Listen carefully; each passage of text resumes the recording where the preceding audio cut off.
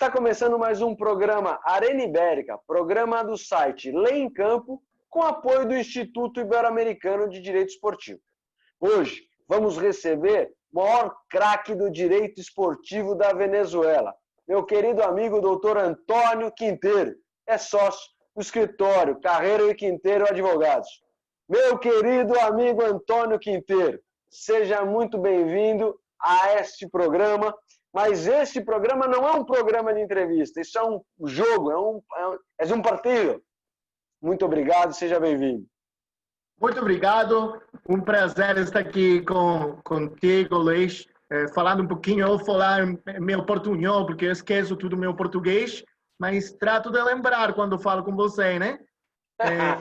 Para estar jogando esta partida de direito esportivo.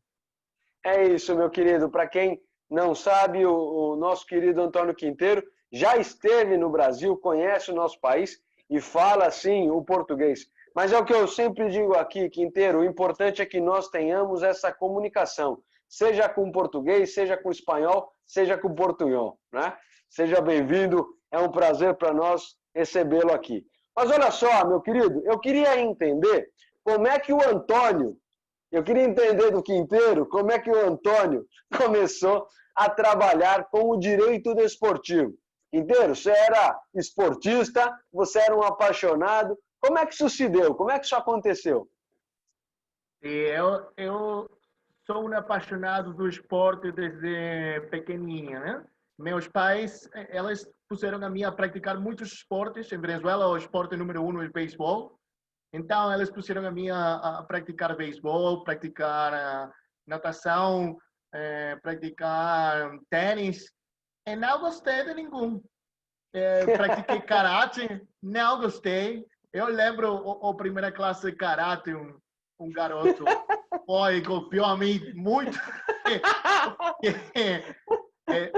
Entendi que não era para mim, né? Claro, claro. E depois conheci o futebol. O futebol não era tão popular na Venezuela como é agora. Sim. Era o ano de 1993, mais ou menos. Conheci o futebol porque meu colégio um colégio europeu, colégio francês, e lá começou minha grande paixão por desporte, né? Eu pratiquei o futebol, joguei futebol, fui lateral direito. Não, peraí. Aí eu tenho que perguntar, mas era aquele lateral direito de primeira qualidade? Quer dizer, ia até o fundo, fazia aquele cruzamento para a área para vir o atacante cabecear, era isso? Fazia as duas coisas. Minhas habilidades eram correr muito rápido, certo. E defender muito bem. Mas não era um jogador dotado de habilidade com a bola, de todas as coisas. O meu era velocidade. Certo. É tudo, né? Eu gostei muito de futebol. Era um apaixonado do futebol, praticava futebol. Eu lembro quando eu era pequeno menino, jogava futebol no campo. Depois chegávamos à casa, pegávamos banho e depois disso jogava futebol com uma calça, jogava futebol de qualquer maneira. Depois, quando já não podia jogar mais porque estava fazendo muito ruído, prendia o videogame, jogava videogame. Estava jogando futebol todo dia. Eu entendia muito do futebol. Essa paixão me levou a que eu também queria ser advogado. Meus pais são advogados. Meu pai foi juiz, foi inspetor de juízes. Minha mãe também é advogada, é diretamente professora também de geral. Então eu também queria ser advogado. Quando eu terminei meu colégio, foi a faculdade. E na faculdade estudei direito, mas não compreendia nada, não entendia as coisas. Eu acho porque as classes eram muito cedo da manhã, então não entendia nunca nada, né? Mas eu comecei a traduzir o direito ao futebol E foi como eu fui entendendo o direito. Eu comecei a traduzir, por exemplo, os argumentos finais no caso, eu pensava que eram nos penais. Que legal! Pateava o penal bem, argumentava bem, se tocava de primeiro, e ia pôr pressão na outra pessoa, não? E assim foi que foi entendendo as diferentes coisas, até que não precisei mais do traduzir, sino que entendia perfeitamente. E depois, no ano 2005, eu tive um professor que se chama Rafael Chavero, e Rafael foi o primeiro que ele falava para mim classe de direito constitucional. Ele falou para mim que estava escrevendo um livro de direito esportivo. E foi a primeira vez que eu ouvi... Escutei que existia o direito desportivo. Rafael escreveu o livro, eu gostei muito das aulas com ele. Eu comprei o livro e li o livro, mas muito rápido, e fiquei enamorado da matéria. Nesse momento, eu tinha 20 anos, 19 anos, fiquei enamorado. Então, depois disso, eu continuei, fiquei enamorado de outros direitos mais, como internacional humanitário, o direito penal internacional, essas coisas, não? Participei em competências destas matérias, então, por isso que gostava delas. Eu gostava de direito internacional privado também, gostava muito de direito processal. E quando ia finalizar minha carreira, comecei a buscar um master para fazer. Eu estava falando com um amigo e falei que ia buscar um master ou em direito internacional humanitário ou em futebol. E claro. no Google puse direito futebol master e saiu o master do ISDE, do Instituto Superior de Direito e Economia. Apliquei. Em uma semana eu já estava admitido. Fizeram as entrevistas, as coisas. Meu inglês não era muito bom, mas fui praticando, fui acceptado e fui acceptado verdadeiramente com 6, 8 meses de diferença. Não havia terminado a carreira. Eu tinha 21 anos. Graduei esse ano, em dezembro, e em janeiro estava fazendo meu master. Que bacana! Essa história. Que bacana! Não, Quinteiro, tô muito encantado com a tua história, porque primeiro que você já era um apaixonado pelo esporte e entendeu o direito através do futebol, ou seja, história maravilhosa. E depois, claro, já dando sequência à tua carreira, quer dizer, já pensando na sequência, aí foi fazer um mestrado já super renomado, né? Um dos mais qualificados que nós temos. E aí imagino que, então, passou a ter maior contato com o direito desportivo. Bom, Quinteiro, e aí eu imagino que todos aqueles que estão nos assistindo já tenham algumas perguntas, mas em especial e depois, como você fez para dar sequência? Porque também esse é um ponto importante. Nós vemos muitos colegas conseguindo acesso a cursos interessantes, cursos que dão uma capacitação muito boa, mas para entrar no mercado ainda é uma questão mais complicada. Então, como é que foi essa transição para você? Bom, foi muito dura, né? Eu fiz o mestrado fazia uma passantia. Essa passantia eu fiz em São Paulo. Fiquei enamorado do Brasil. Não tanto de São Paulo, mas um pouco mais de Rio, né? Quando fui para lá. Trabalhei lá uns 6 meses no escritório Paulo Roberto Murray. Conheci a Queca Montemor, nesse momento estava no Brasil. Conheci a Edson Sessma. Queca Montemor trabalha na FIFA, para quem claro, não sabe, né? Edson Aliás, Sessma. Um abraço para a nossa querida Érica e também para o Edinho. O Edinho é um grande, está fazendo um trabalho incrível no futsal do Corinthians. Totalmente.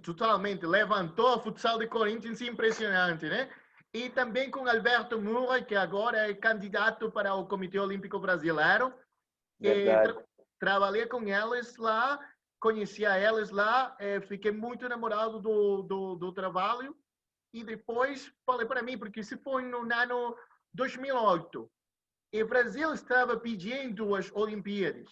Então, eu fiz muito trabalho político lá com Alberto Murray. Nós, lembro que levamos a Nussmann, o anterior presidente do Comitê Olímpico Brasileiro, que é muito importante, né? Um cara que foi muito importante para o esporte brasileiro. Sim. O Alberto logrou levar a interpelar a ela no Senado, em Brasília. Sim. Eu vi por primeira vez ESPN BR, vi o blog do Alberto, foi muita comoção. Eu trabalhei muito em questões políticas, desportivas, com questões legais. Aí aprendi da lei Ângelo Piva, lei Pelé, entre outros leis. Entendia o argumento do Alberto, que nesse momento era que o Brasil devia investir o dinheiro nas diferentes categorias, em vez de fazer uma Olimpíada. Eu perguntei para mim, que estou fazendo eu aqui, quando o Brasil está lutando para ter umas Olimpíadas, eu estou lutando do lado que não quer ter, mas não sei se é correto, não é correto, mas estou aqui, esta é a minha posição, e meu país não tem muito disto. O meu país não tem direito esportivo, nem sequer. Tem uma pessoa falando alguma coisa, e somente isso. Então, eu decidi voltar, e isso foi muito difícil, porque quando você chega a um sítio onde ninguém entende qual é a sua profissão, o que faz você é o primeiro que tem que fazer é educar a gente que faz um advogado em direito esportivo. Talvez para o Brasil, nesse momento, 2008, 2009, já tinha muitos referentes no direito esportivo, como o doutor Álvaro Melo Filho, que trabalhou com FIFA, criou as leis de futsal, todo o avanço que tinha o Brasil. Venezuela tinha suas coisas de direito esportivo, mas a gente não conhecia uma pessoa somente dedicada em direito esportivo. Eu, o primeiro que fiz foi apoiar a uns candidatos que estavam lançando contra os candidatos desse momento na Federação Venezuelana de Futebol. E assim conheci muita gente neste movimento e trabalhando gratuitamente. E assim também ganhamos nosso primeiro caso aqui do direito esportivo. Não foi o primeiro caso na Venezuela, mas foi um caso importante em seu momento, porque ganharam ao presidente da Federação Venezuelana de Futebol, que nesse momento era muito poderoso.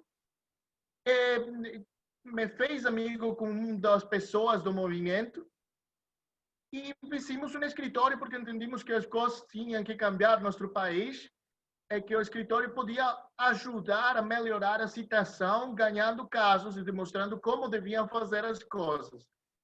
Então, nos aliamos e empezamos sem oficina, e assim mesmo foi reunir um dinheiro, pedir prestado aos meus pais, alquilei uma oficina por um tempo, e nessa oficina não tínhamos nenhum caso, nenhum zero.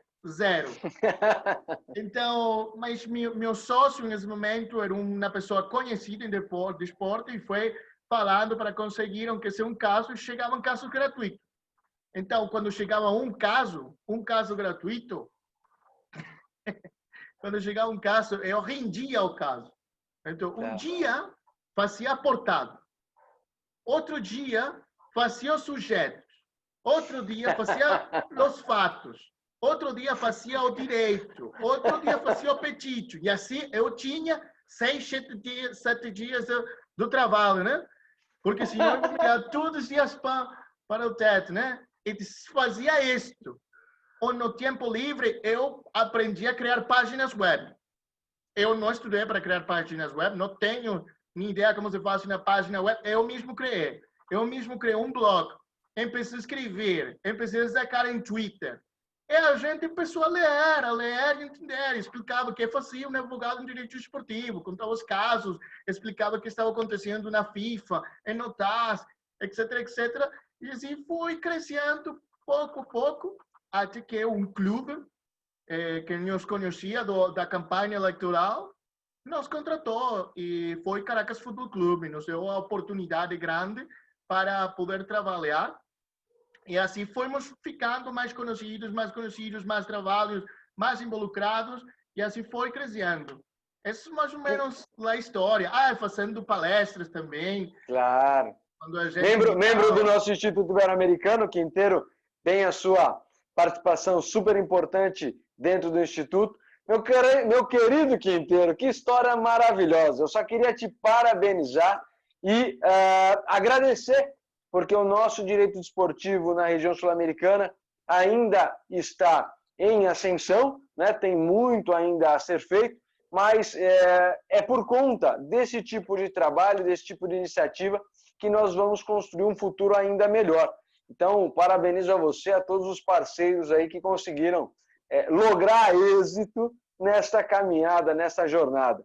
Meu caro, o árbitro já apitou, o primeiro tempo se encerrou e agora nós vamos para o intervalo. E nesse intervalo, eu queria te fazer uma pergunta. Eu queria te perguntar para quem você dedica um gol, né? Para quem ou para o quê? Para quem você dedica ou por que você dedica um cartão amarelo e um cartão vermelho? Gol, cartão amarelo e cartão vermelho. Bom, eu posso falar que eu tenho que dedicar um gol a todas as pessoas que estão comigo sempre, especialmente meus pais que cresceram, acreditaram muito em mim, o que estava fazendo, e apoiaram muito em mim, a meus amigos que trabalham comigo também, a meu sócio, a gente que trabalha comigo, que está todo o tempo, somos uma grande equipe de trabalho. Eu, para todos eles, tenho que dedicar um gol, porque não poderemos fazer as coisas que fazemos sem nenhum delas. Todos eles são importantes na minha vida. Excelente, excelente. Parabéns, e eu estou aqui vibrando com esse golaço. Parabéns. Um cartão amarelo eu devo sacar com todo o meu coração para a Federação Venezuelana de Futebol, porque eu sinto que han podido fazer as coisas melhores, as coisas que estamos vivendo este ano, com a morte do presidente, com o problema que está criado na federação, pudo evitar-se. Eu saco um cartão amarelo à federação e, de todo o coração, espero e desejo que os problemas possam ser resoltos da melhor maneira, agora que temos esta comissão normalizadora, que a situação do futebol venezuelano melhore da melhor forma, sim. Sim, sim. E cartão vermelho, eu sempre vou ter que sacar para as pessoas do governo venezuelano que fazem as coisas horríveis para nosso país, porque elas causam muitos danos, muito dolor na gente do país. Eu acho que nenhum povo no mundo merece isto. Nenhum. Para mim, o cartão vermelho sempre para elas. Perfeito, super justificado, Quinteiro, e aqui também registro a minha solidariedade, não só como presidente do Instituto Ibero-Americano, mas como pessoa a todos os venezuelanos, um país encantador, um país com potencial imenso, e tomara que consiga voltar a trilhar bons caminhos do futuro. Mas o árbitro já olhou para nós aqui, apitou pedindo o retorno das equipes, então no segundo tempo, Quinteiro, como sempre nós fazemos, queria aqui trazer um tema para nós tratarmos, para nós visualizarmos. E o tema seria o tema do doping, não é? Doping é um tema super polêmico, super complexo dentro do direito desportivo. E ainda nos últimos tempos nós tivemos algumas alterações, em especial no código da UADA, com algumas novas ideias no sistema sancionatório, não é? O que você pode trazer para nós, Quinteiro, com relação a esse tema? Bom, primeiro eu gostaria de explicar algumas coisas do doping, porque sempre pensamos que o doping são substâncias, é verdade, e muito mais, muito mais. Para começar, são substâncias e métodos proibidos. Você não pode colocar transfusões de sangue em seu corpo. Não estamos falando de uma substância ajena. Pode ser sua própria sangue, que você coloca na geladeira, depois extrai, coloca, e isso é dopagem também. São substâncias e são métodos. Dopagem também é esse tráfico dessas substâncias. Dopagem é esse incitar outra pessoa que haga essas substâncias. Dopagem também é não apresentar-se o exame do doping. Dopagem é não dizer onde você fica, onde você mora. Dopagem é administrar a outra pessoa. Dopagem é encobrir a outra pessoa. Dopagem é estar com uma pessoa sancionada de dopagem. Dopagem é incitar a outra pessoa que não diga nada. E eu acho que primeiro hay que compreender que é o dopagem, que é o mais importante. São diferentes violações que afetam no mundo esportivo. Essa é a verdade. E dopagem, em resumo de todas estas, são maneiras de fazer trampa. É como um match fixing, simplesmente biológico. Um match fixing biológico do seu corpo. Então, eu acho que essa é a primeira coisa que eu quero dizer. Também a segunda coisa que quero dizer é que, como tem muitas substâncias proibidas, também você conta com permissos de usos terapêuticos, onde você pode conseguir utilizar estas substâncias quando são necessárias para seu corpo. Não deve morrer você por a proibição do dopagem. Você pode curar seu corpo e pode fazê-lo legalmente. Incluso se você não teve o tempo para pedir a autorização de uso terapêutico, você pode pedi-la retroativamente dependendo do contexto, dependendo da emergência. Isso é importante também conhecer. Para atleta nacional, toca sua comissão antidopagem nacional. Para atleta internacional, toca sua federação internacional. A segunda coisa que quero dizer. A terceira coisa que quero dizer é que o dopagem é uma matéria muito mágica. Tem muita coisa. É muito grande. É tão grande como o direito do futebol. Só que é um pouco mais complicado no sentido onde os casos normalmente estão assim. Verdade. Se você está defendendo o atleta e conseguiram uma substância, é difícil lograr igualar. Mas tem que confiar, tem que escutar a história, tem que ver se o atleta também merece ser defendido, até que ponto merece ser defendido, e ver se você pode brindar uma grande assessoria legal ao atleta. E quando fica do outro lado, você deve ser o mais justo possível também, ser proporcional e conhecer exatamente como sancionar o atleta para não causar um dano a um maior, porque você, às vezes tem algo dentro que você quer ganhar e quer ganhar por completo, olvida que não se trata de ganhar ou perder, se trata de encontrar soluções justas aos casos. Para o código novo, eu gostaria de falar de 3 coisas novas que vem e que são muito importantes. Acho que vou falar de 4, melhor. Por favor. A primeira coisa não vem no código novo, sino que já começou o ano passado, eu gosto muito desta, que é o código de compliance, de cumprimento das obrigações pelas organizações desportivas. É muito importante porque as organizações desportivas todo o tempo estão fazendo te equivocaste, tu fizeste mal, e quem regula elas? Sim. Elas também cometem erros.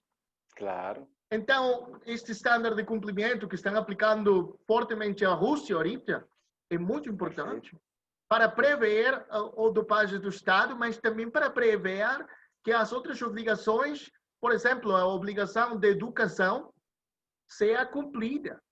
Porque eu acho na prática, conheci muita gente que seu primeiro controle, seu primeiro contato com o dopagem foi diretamente um controle antidopagem. Não foi educação, chega e não sabe de que trata, ninguém explicou, as palestras foram muito simples. Os atletas não têm tanta informação, especialmente em Sudamérica. Em Sudamérica, parece que somos olvidados, esquecidos pelo mundo. Parece que todo tempo a guarda se concentra na Europa, educação na Europa, em todos os esportes da Europa, educação nos Estados Unidos, em todos os esportes dos Estados Unidos, Canadá. Mas... Quinteiro, eu só quero aproveitar e fazer um gancho, e é uma coisa que eu sempre tenho registrado também. Me parece que nós sempre fomos tratados como colônia, mas neste momento eu acho que nós precisamos pensar, inclusive num período de pandemia, num período difícil, de pequenas e grandes revoluções no mundo. Eu acho que cabe a nós, sul-americanos, pensar no nosso esporte, pensar no nosso continente. Né? É super importante o que você disse. Se nós fomos tratados como colônia até hoje, que seja até hoje, mas que nós não deixemos passar essa oportunidade para não ser mais tratados e pleitearmos exatamente o que nós precisamos, né? Que nós possamos agir dessa forma. É assim, a WADA faz seminários por todo o mundo. O seminário em Sudamérica é muito bom. Trazem boas pessoas, bons palestrantes, mas é para um número reduzido de pessoas. É verdade. Quantos atletas vamos invitar? Quanta informação precisamos dar ao meu atleta? Porque eu acho que se nós empezamos a educar, a dar mais educação aos atletas na Sudamérica, a dopagem vai diminuir. Não é que é muito alto na Sudamérica, não é muito alto, mas com a educação vai impedir que siga crescendo, sabe? Aumentando. Sim, sim. Então, para mim, esse estándar é muito importante, porque agora podemos ir diretamente às instituições desportivas dos diferentes países e falar, precisamos palestra do dopagem. Precisamos que você também inverte em educação do dopagem. E para mim isso é importante. Creo que essa principal duas coisas, uma que vino antes do código, outra que vino com o código, obrigação do educação e obrigação do cumprimento das obrigações do código. Uma ferramenta diretamente para que, quando uma organização desportiva não esteja trabalhando ao nível, você pode também atacar a organização. A segunda coisa, a mais famosa de todas, talvez, as substâncias de abuso. Eu estou muito de acordo com a decisão que tomou a WADA de qualificar uma série de drogas de abuso como substâncias de abuso e baixar sua suspensão, porque o retiro de prêmios ficou igual. O que cambiou é a suspensão, porque você, o que está muito proibido no Código 2021 é que você proceda a pegar estas drogas de abuso, que são maconha, que são cocaína, LSD, sempre esqueço a quarta, são 4, estamos esperando a lista que sai pronto, ou no 1º de outubro, ou a semana que vem, estamos prontos da lista. Isto que vai fazer é que se você pegou a substância fora da competição, 12 horas antes da competição, e você pode demonstrar isso, sua sanção vai ser de 1 a 3 meses. Pode fazer de 3 meses a 1, se faz um curso antidrogas. Me parece muito correto, porque quer dizer que você não está utilizando a droga para melhorar seu rendimento. Você está utilizando para recreação, mas também sigue ficando mal. Talvez podemos debater a maconha, mas sigue ficando um pouco mal. Mas se você usa na competição, a sanção sigue ocorrendo de 2 a 4 anos. Sigue sendo a mesma coisa. Por quê? Porque se é pensado que estas drogas sim ajudam ao rendimento. Muita gente fala, maconha, como a maconha ajuda ao rendimento? Bom, maconha tranquiliza o atleta. O nível correto de tranquilidade pode fazer que ele compita melhor. Claro. É uma ajuda externa. Por isso eu castigo muito todo este tipo de drogas na competição, especialmente na competição. Ou demais para mandar um bom exemplo à sociedade, etc. Mas na competição, se obterem um rendimento melhor. Então, só a suspensão vai baixar se você consumiu estas drogas de abusos fora do período competitivo. No período competitivo, que 12 horas antes da competição, do partido, da carreira, etc., você vai ser sancionado igual, de 2 a 4 anos. A terceira coisa que eu gostaria de falar são as pessoas protegidas. As pessoas protegidas. As pessoas protegidas são um novo conceito. Hoje, vamos a criar diferentes níveis de atletas, que já se estava falando disto, já nas sentenças, etc., etc., mas agora vai ser muito mais claro, porque temos o atleta a nível internacional, o atleta a nível nacional, e logo temos os aficionados. Então, dentro dos aficionados, temos os meninos, ok? Dentro dos aficionados, temos a gente que tenha discapacidade ou desporto adaptado, com discapacidade especialmente psicológica, etc., etc., né? Então, aí tem outras pessoas protegidas, ou a gente que tenha curadores. E algum que outro desportista que seja mais baixo do nível nacional. São pessoas protegidas, tem dois conceitos, agora não me esqueço os dois, não? Mas são pessoas que vão ser jogados com menos potência. Rigor. Claro. Essa é outra coisa, né? E a última coisa que eu acho importante dizer é que normalmente são 10 violações antidopagem, para 2021 vão ser 11. E a última violação é uma violação muito do tema da Rússia, muito do tema do Lance Armstrong, que são gente que ameaça outras para que não delatem, para que não fique o whistleblower, que não, em Venezuela falamos de sapos, que não fale exatamente, incitar a que você não fale de que ocorreu dopagem. Então, essa é uma quarta modificação muito bom. O código tem muitas modificações. Eu acho que são mais estudos de forma que do fundo. O sistema fica igual, o sistema central fica igual, mas adições que vão ajustando o código. Esta é uma das importantes porque obriga a gente a falar quando conhecem do doping. E que se outra pessoa os incentiva, ou um treinador fala, se você fala algo, não coloco hoje no jogo, essa pessoa também é positiva em dopagem. Quinteiro, espetacular. Esse tema daria para fazer 3, 4, 5 programas ou jogos, partidas, porque o tema é espetacular. Só que o árbitro já começou a olhar o relógio, sabe? Mandou levantar a placa ali com 3, 5 minutos agora, porque a pandemia, o jogo tá parando um pouco mais, sabe como é que é, né? Então eu queria aproveitar nesses últimos minutos que nós temos para te fazer aqui uma pergunta para uma reflexão. Eu sei que a resposta talvez precisaria de mais tempo, mas é só para nós termos aqui uma ideia para uma reflexão conjunta. Sob o ponto de vista da dignidade humana, do ser humano, versus o atleta, me parece que ainda o sistema de sanção ainda é um sistema bastante complicado. É o que você disse. Então, para igualar é difícil, porque você sempre começa num nível abaixo. Quer dizer, se tudo correr bem, talvez você equilibre. Mas é muito difícil que isso aconteça. A minha pergunta será que no futuro nós conseguiremos encontrar um sistema que possa equilibrar isso, quer dizer, que possa olhar o atleta antes até como um ser humano e depois como um atleta, e para que no sistema processual, na parte processual, haja um maior equilíbrio?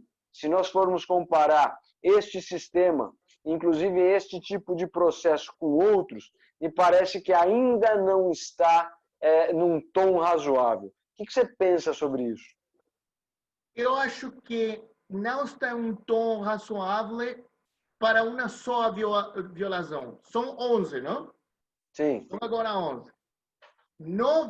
10 violações são razoáveis, mas uma não é razoável porque é muito difícil.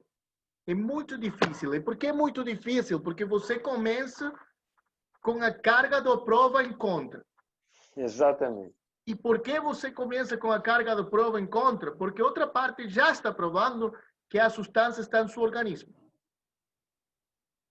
Então, eu acho que o sistema está sendo cada vez mais razoável com as alternativas que estão dando.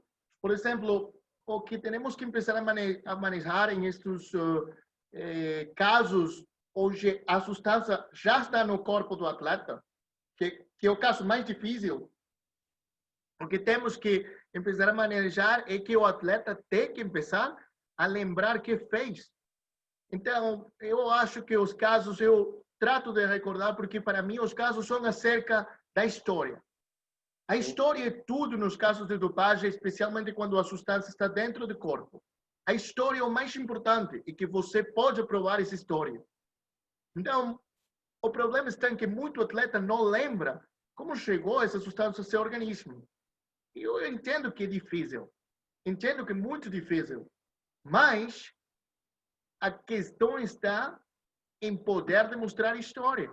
E se você demonstra história, na história você não atuou de forma negligente, e não atuou de forma culposa, você vai obter uma redução. Já temos essa redução de sanções estipuladas. Temos o caso de Marin Cilic, que estabeleceu muitas coisas a respeito a isso, quando deve ser a sanção total, quando deve ser médium, quando deve ser leve, como deve fazer, quando deve ser simplesmente uma repreensão. Então, eu acho que estamos chegando a este nível. Agora, outra questão está em que os advogados fora das organizações esportivas também estejam bem preparados no tema. Porque com os advogados bem preparados, isso vai fazer que a informação seja igual para ambos. Então, estão essas duas coisas. Em que nos especializemos mais, os que estamos fora, em que pratiquemos mais, em que acerquemos mais, e em que, pouco a pouco, os atletas aprendam a tomar registro das coisas que tomam e cuidar-se muito mais. E, para mim, tudo isso resume em educação. Educação Perfeito. nos vai levar a isso. Perfeito. Meu querido Quinteiro, meu querido amigo, muito obrigado. Eu queria aqui dar sequência, não fazer uma partida, fazer um campeonato inteiro. Daria para nós continuarmos aqui, mas nosso tempo está acabando, o árbitro vai apitar. Então, só queria te agradecer, né, deixar um espaço para você fazer a consideração final, enfim, te agradecer imensamente por aceitar o nosso convite, por poder participar e sempre estar à disposição do nosso Instituto Ibero-Americano. Não, Luiz, sou eu que te agradeço por este espaço. Foi um prazer conversar, foi um prazer lembrar certas coisas, foi um prazer poder comentar algumas de minhas opiniões. Assim que muito obrigado. Desejo que esse espaço cresça. Sei que é importante, sei que a gente tem que saber como buscar o caminho, porque quando estamos começando é difícil. E se pode tomar um minuto mais só para lembrar a todos os estudantes que eu sei que estão aí, que eu sei que querem trabalhar. Primeiro, ter muita paciência, porque as coisas tardam em chegar muitas vezes. Algumas pessoas têm sorte, não todos temos sorte, todos temos que trabalhar muito. Segundo, tem muitas questões nas redes sociais, tem YouTube agora, tem Twitter, tem Instagram. Escrevem, analisem, assim vão encontrar clientes, pessoas que vão ajudar, porque como meu pai falou para mim uma vez, tem cuidado porque todo mundo te está vendo.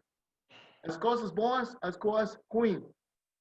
E isso vai fazer que te vai levar ao seguinte nível.